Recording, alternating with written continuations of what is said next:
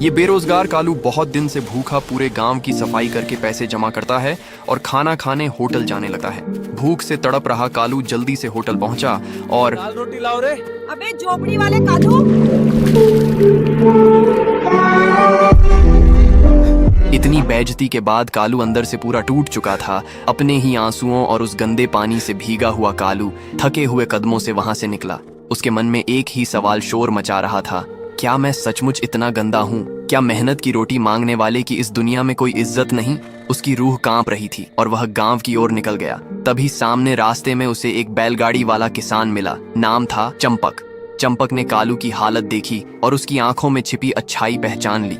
वह भावुक होकर बोला, बेटा, दुनिया में कुछ लोग दिल से गरीब होते हैं और कुछ सिर्फ पैसों से। तू मेहनती है, फिक्र मत कर। मेरे साथ चल, मेरे खेत में काम कर, खाना पीना मेरा, और जो तेरी मेहनत की कमाई होगी वो सब तेरी। अगले ही दिन से कालू ने अपनी तकदीर बदलने की ठान ली।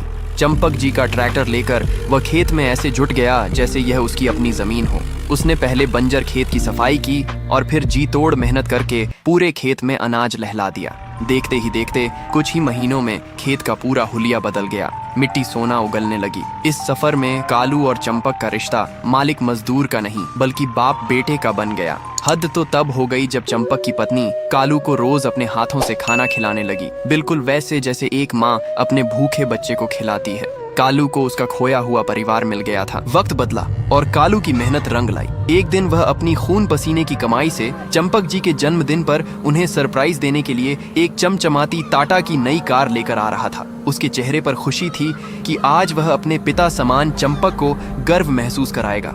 लेकिन जैसे ही वह घर पहुंचा, वहां का सन्नाटा चीख रहा था। वह दृश्य देखकर कालू के पैरों तले जमीन खिसक गई। चंपक अपनी आखिरी सांसें गिन रहा था। कालू को देखते ही चंपक की बूढ़ी आंखों में एक चमक आई और सभी को अलविदा बोलकर चले गए। आज चंपक के जाने के बाद लगभग 15 दिन बीत गए। नए घर में मातम का सन्नाटा पसरा था। कालू उसी नई टाटा कार के पास गुमसुम बैठा था, जो अब बिना चंपक के उसके लिए सिर्फ लोहे का एक टुकड़ा बनकर रह गई थी। वह अपनी किस्मत को कोस ही रहा था कि तभी अचानक घर के गेट पर एक काली गाड़ी आकर रुकी। उसमें से गांव का सरपंच और वही होटल का वेटर आते हैं और ए भिखारी,